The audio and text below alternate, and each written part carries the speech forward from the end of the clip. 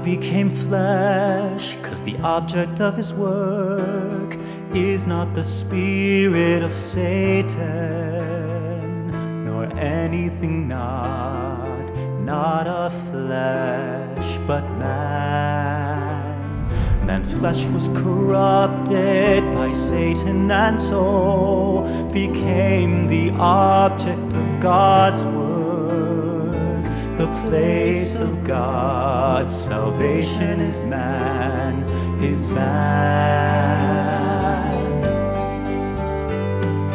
Man is mortal, being only flesh and blood, and God alone can save him. God must take on man's flesh and all that man is, in order to do his work, to achieve the best result. God must take on flesh, because man is flesh, who cannot overcome sin. God must take on flesh, because man is flesh, who cannot free himself from the bondage of the flesh. Satan has corrupted the flesh of man, who's deeply harmed and who's blinded. And the reason God comes, the reason he comes in flesh, is because man's the object of his salvation, and Satan disturbs God's word by using the flesh of man,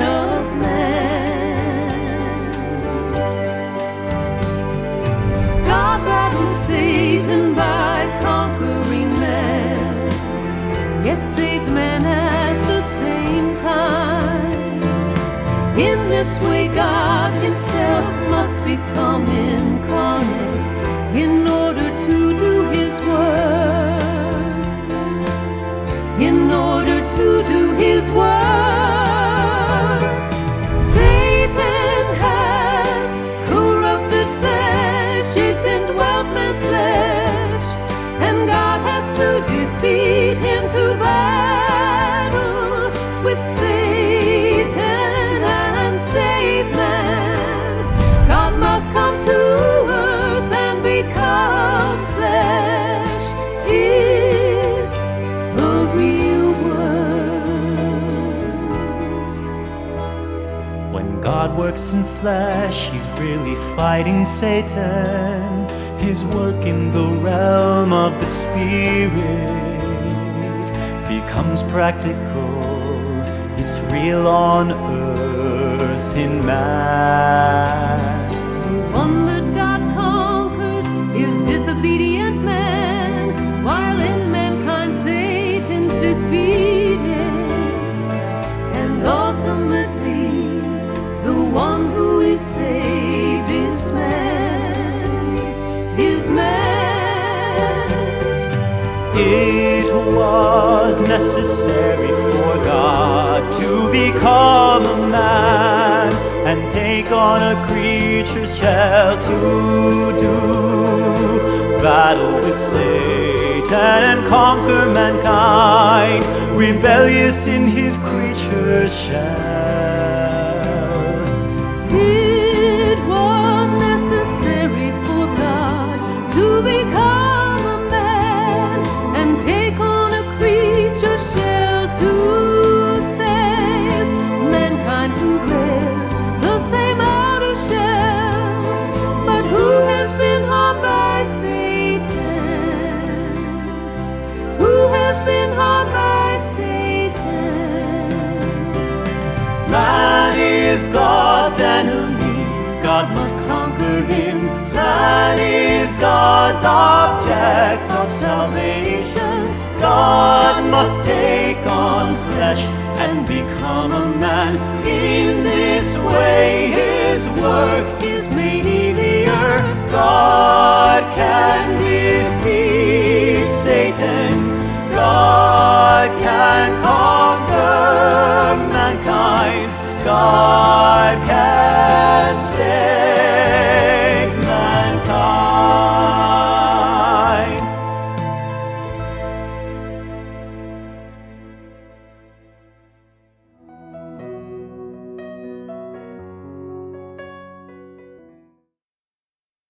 corrupt mankind is more in need of the salvation of God become flesh.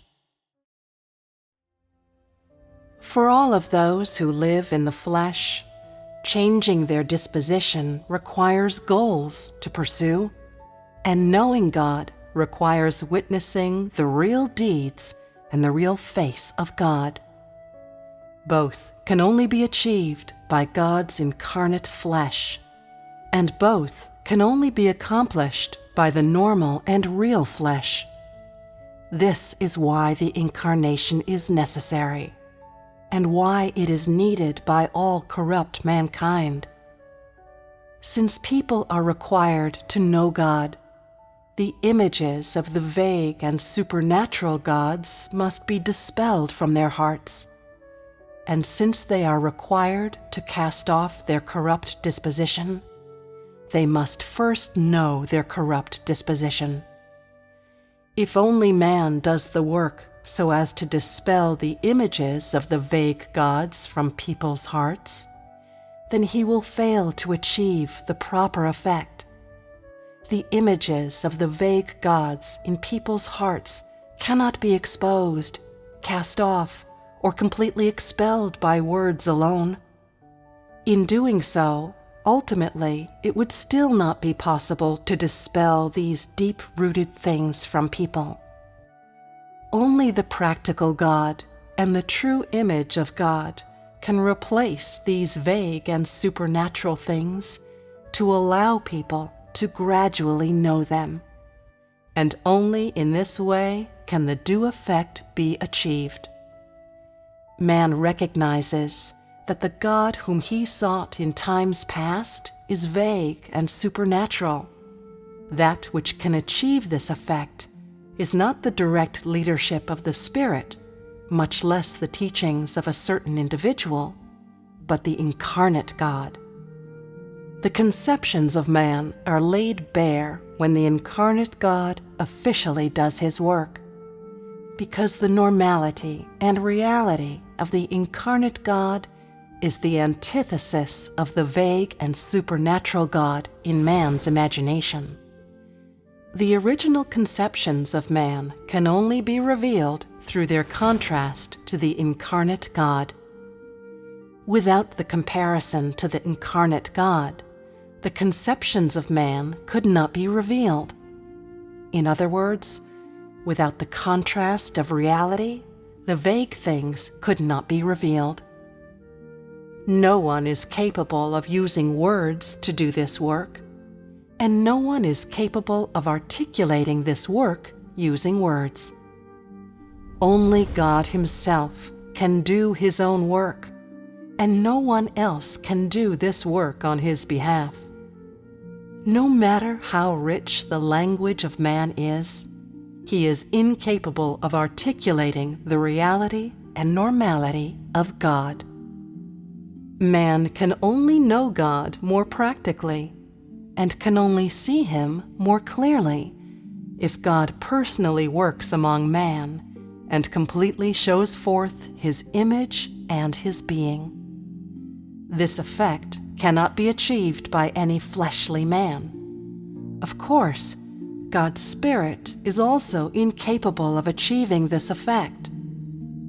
God can save corrupt man from the influence of Satan, but this work cannot be directly accomplished by the Spirit of God. Rather, it can only be done by the flesh God's Spirit wears, by God's incarnate flesh. This flesh is man, and also God, is a man possessed of normal humanity, and also God possessed of full divinity. And so, even though this flesh is not the Spirit of God, and differs greatly from the Spirit, it is still the incarnate God Himself who saves man, who is the Spirit and also the flesh. No matter what he is called by, ultimately it is still God Himself who saves mankind. For the Spirit of God is indivisible from the flesh. and the work of the flesh is also the work of the Spirit of God. It is just that this work is not done using the identity of the Spirit, but is done using the identity of the flesh. Work that needs to be done directly by the Spirit does not require incarnation, and work that requires the flesh to do cannot be done directly by the Spirit, and can only be done by God incarnate. This is what is required for this work, and is what is required by corrupt mankind. In the 3 stages of God's work, only one stage was carried out directly by the Spirit, and the remaining 2 stages are carried out by the incarnate God and not directly by the Spirit. The work of the age of law, done by the Spirit, did not involve changing the corrupt disposition of man, and neither did it bear any relation to man's knowledge of God. The work of God's flesh in the age of grace and the age of kingdom, however, involves man's corrupt disposition and his knowledge of God, and is an important and crucial part of the work of salvation. Therefore, corrupt mankind is more in need of the salvation of the incarnate God, and is more in need of the direct work of the incarnate God. Mankind needs the incarnate God to shepherd him, support him, water him, feed him, judge and chastise him, and he needs more grace and greater redemption from the incarnate God. Only God in the flesh can be the confidant of man, the shepherd of man, the very present help of man. And all of this is the necessity of incarnation today and in times past.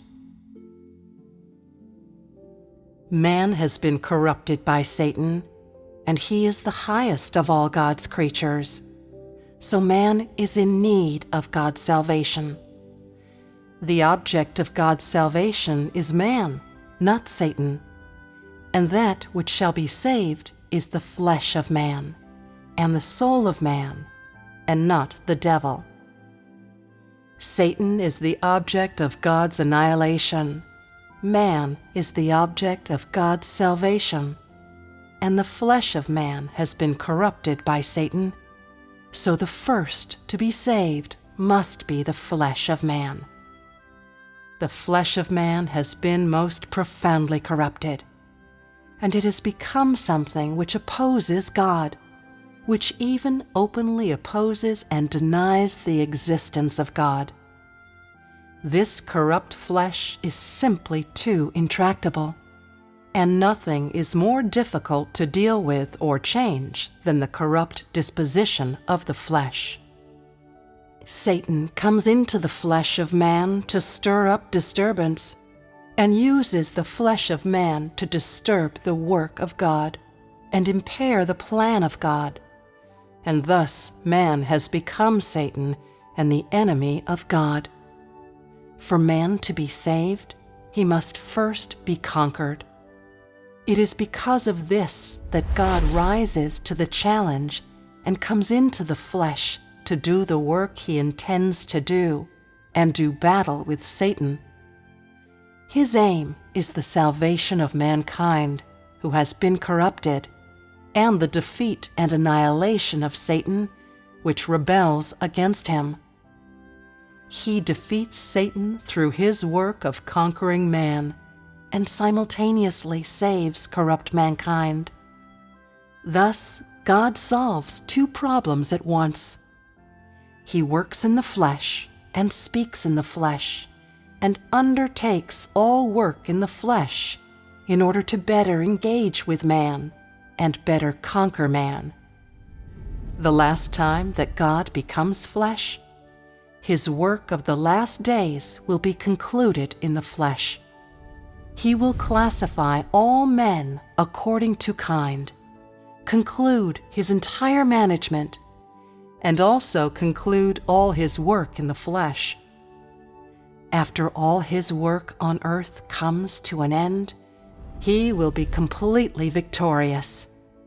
Working in the flesh, God will have fully conquered mankind and fully gained mankind. Doesn't it mean that his entire management will have come to an end? When God concludes his work in the flesh, as he has fully defeated Satan and has been victorious, Satan will have no further opportunity to corrupt man. The work of the first incarnation of God was the redemption and forgiveness of man's sins. Now it is the work of conquering and fully gaining mankind, so that Satan will no longer have any way to do its work and will have completely lost, and God will have been completely victorious. This is the work of the flesh, and is the work done by God himself. The initial work of the 3 stages of God's work was done directly by the Spirit and not by the flesh. The final work of the 3 stages of God's work, however, is done by the incarnate God and not directly by the Spirit. The work of redemption of the stage was also done by God in the flesh. Throughout the entire management work, the most important work is man's salvation from the influence of Satan. The key work is the complete conquest of corrupt man, thus restoring the original reverence of God in the heart of conquered man, and allowing him to achieve a normal life, which is to say, the normal life of a creature of God. This work is crucial and is the core of the management work. In the 3 stages of the work of salvation, the first stage of the work of the age of law was far from the core of the management work. It only had the slight appearance of the work of salvation, and was not the beginning of God's work of saving man from the domain of Satan. The first stage of work was done directly by the Spirit because, under the law, man only knew to abide by the law and did not have more truth, and because the work in the age of law hardly involved changes in the disposition of man, much less was it concerned with the work of how to save man from the domain of Satan. Thus, the Spirit of God completed this supremely simple stage of work that did not concern the corrupt disposition of man. This stage of work bore little relation to the core of the management and had no great correlation to the official work of the salvation of man, and so it did not require God to become flesh to personally do his work. The work done by the Spirit is implied and unfathomable, and it is fearful and unapproachable to man. The Spirit is not suited to directly doing the work of salvation, and is not suited to directly providing life to man. Most suitable for man is to transform the work of the Spirit into an approach that is close to man, which is to say, what is most suitable for man is for God to become an ordinary, normal person to do his work. This requires God to be incarnated, to replace the work of the Spirit, and for man, there is no more suitable way for God to work. Among these 3 stages of work, 2 stages are carried out by the flesh, and these 2 stages are the key phases of the management work. The 2 incarnations are mutually complementary and perfect each other. The first stage of God's incarnation laid the foundation for the second stage, and it can be said that the 2 incarnations of God form one whole and are not incompatible with each other. These 2 stages of God's work are carried out by God in his incarnate identity, because they are so important to the entire management work. It could almost be said that, without the work of the two incarnations of God, the entire management work would have ground to a halt, and the work of saving mankind would be nothing but empty talk. Whether or not this work is important is based on the needs of mankind and the reality of mankind's depravity and the severity of Satan's disobedience and its disturbance of the work. The right one who is up to the task is predicated upon the nature of his work and the importance of the work. When it comes to the importance of this work, in terms of what method of work to adopt, work done directly by the Spirit, or work done by God incarnate, or work done through man, the first to be eliminated is work done through man, and based on the nature of the work and the nature of the Spirit's work versus that of the flesh, it is ultimately decided that work done by the flesh is more beneficial for man than work done directly by the Spirit and offers more advantages. This is God's thought at the time to decide whether the work was done by the Spirit or by the flesh. There is a significance and basis to each stage of work. They are not groundless imaginings, nor are they carried out arbitrarily. There is a certain wisdom in them. Such is the truth behind all of God's work.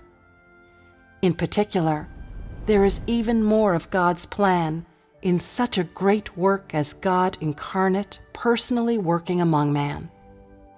And so, God's wisdom and the entirety of his being are reflected in his every action, thought, and idea in working. This is God's being that is more concrete and systematic. These subtle thoughts and ideas are difficult for man to imagine, and difficult for man to believe, and moreover, difficult for man to know. Work done by man is according to general principle, which for man is highly satisfactory. Yet compared to the work of God, there is simply too great a disparity. Although the deeds of God are great, and the work of God is of a magnificent scale, behind them are many minute and precise plans and arrangements that are unimaginable to man. Every stage of his work is not only according to principle, but also contains many things that cannot be articulated by human language. And these are the things that are invisible to man. Regardless of whether it is the work of the Spirit or the work of God incarnate, each contains the plans of his work. He does not work groundlessly and does not do insignificant work. When the Spirit works directly, it is with his goals, and when he becomes man, which is to say, when he transforms his outer shell to work, it is even more with his purpose. Why else would he change his identity freely? Why else would he become a person who is regarded as lowly and is persecuted?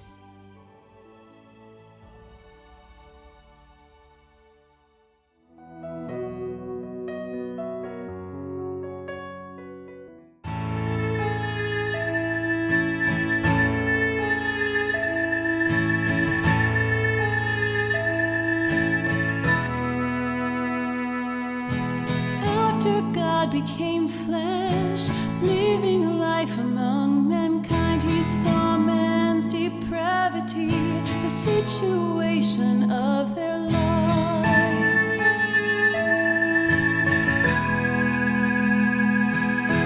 God in the flesh deeply felt man's helplessness, how pitiful they are.